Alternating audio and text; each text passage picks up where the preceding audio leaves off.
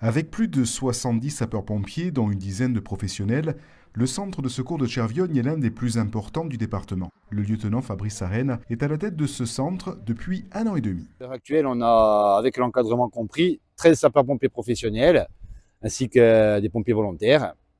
Bon, c'est divers et varié, hein, pompiers volontaires qui viennent de différentes origines, que ce soit bien entendu de la collectivité de Corse avec les différentes conventions qu'on met en place.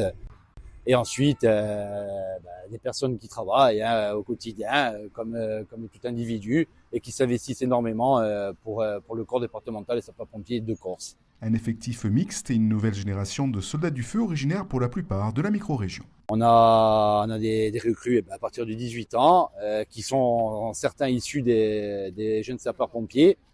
Et ensuite, bien entendu, on a des plus âgés, on peut aller jusqu'à 67 ans.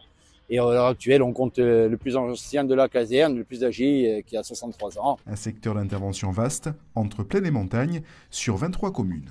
On est aux alentours des 1700 interventions annuelles, donc je pense qu'aujourd'hui Chervionne a fait ses preuves, continue à grandir. Et on est quand même un centre important aujourd'hui en Corse. Le CS Chervionne y compte aussi des sapeurs-pompiers issus d'équipes spécialisées du 6 de la Haute-Corse, comme le souligne l'adjudant-chef Cédric Siméogne, adjoint au chef de centre. Alors déjà, de par notre spécificité en bande littorale, on a pas mal de gens qui sont spécialisés en SBAN, en surveillant de baignade. Nous avons aussi des plongeurs.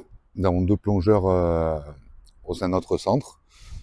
Actuellement, on a une personne en formation au secours au milieu périlleux. Une grosse appétence pour la formation au sein de ce centre, que j'ai découvert il n'y a pas longtemps, parce que moi, ça fait que 1 an que je suis là. Et donc dans toutes les spécialités, nous avons pas mal de moniteurs de secourisme, gens qui s'investissent dans les diverses formations, incendie, maintien des actifs des agents, et particulièrement aussi depuis mon arrivée en conduite, puisque je suis formateur en conduite, je suis code 3.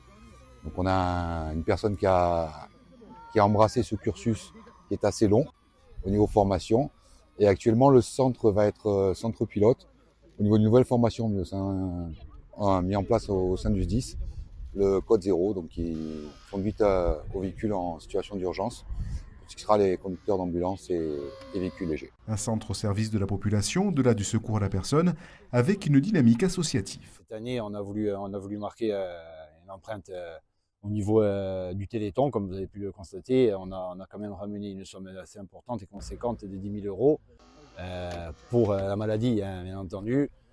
Ça tisse des liens forts avec les différents partenaires. Au niveau de la population, bien entendu, ça montre qu'il y a une envie forte de se rapprocher au plus près de notre population, de nos jeunes, montrer l'exemple aussi au niveau de la jeunesse. Et encore une fois, ne faire qu'un pour notre île et être solidaire. Le mot d'ordre, on va dire que c'est solidarité.